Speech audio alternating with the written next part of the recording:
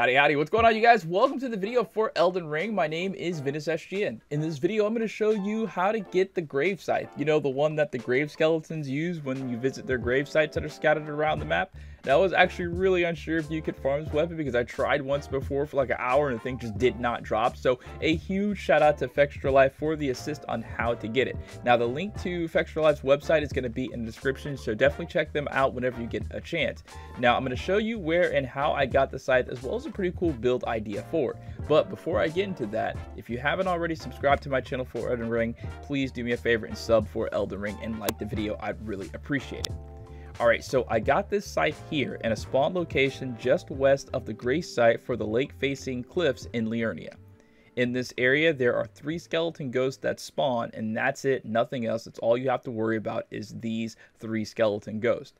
Now, the drop rate for the scythe is god-awful, so make sure you have a decent arcane stat before attempting this, or you'll be here for literally hours, maybe an hour. Also, use a silver pickled foul foot because that will boost your item discovery for a time. At 30 arcane, it took me like 9 or 10, but not more than like 11 respawns of the area to get the scythe to drop.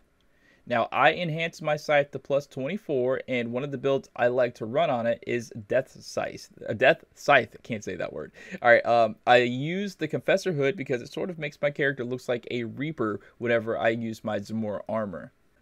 The talisman I use with this build are the Fire Scorpion Charm for the boost to fire damage, which is essential to this build because of the attack incantations and the Ash of War on the scythe, all of which I'll get to what they are in just a second. Then there is the Rotten Wing Sword Insignia to raise my attack power. Now, if you don't have the Rotten Wing Sword Insignia, it's okay. You can use the Wing Sword Insignia instead. Then I go with the Phlox Canvas Talisman, an item that greatly raises the potency of my incantations. This talisman is actually an upgrade from the Fateful's Canvas Talisman, and you get this upgraded talisman from finishing Gowry's quest line.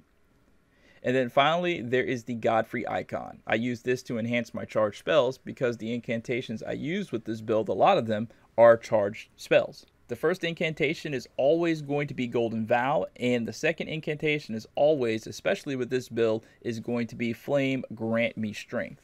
Both of these just make you stronger in the fight, especially the Flame Grant Me Strength with this build.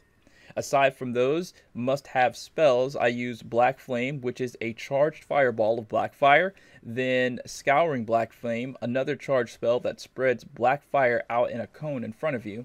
And then there is the Black Flame Ritual, another charged black fire spell that creates a ring around you of burning black fire that any target that touches this is going to just burn if they try to get too close, and you can attack them with the scythe while they are burning. Now, before I forget, the seal you're going to want to use with this build is going to be the Godslayer Seal, which gives a boost to these Black Flame spells. Along with these spells, I use the Ash of War for Black Flame Tornado, a very useful AoE that has a little bit of a startup time, but if you time it correctly, you can hit your targets with the scythe as it winds up, and you get them in a full combo, which will send them flying back if it doesn't kill them most of the time. Alright, so if you have any questions about this or anything else Elden Ring related, I would really love to hear about it down in the comments. If you have any suggestions for this build to make it better, I would love to read about it in the comments. For more Elden Ring information, head on over to my channel and browse my playlist for Elden Ring. Now, while you're there, turn on my notifications if you haven't already so you don't miss an upload. Thank you guys so much for watching, and I'll catch you next time. Peace out.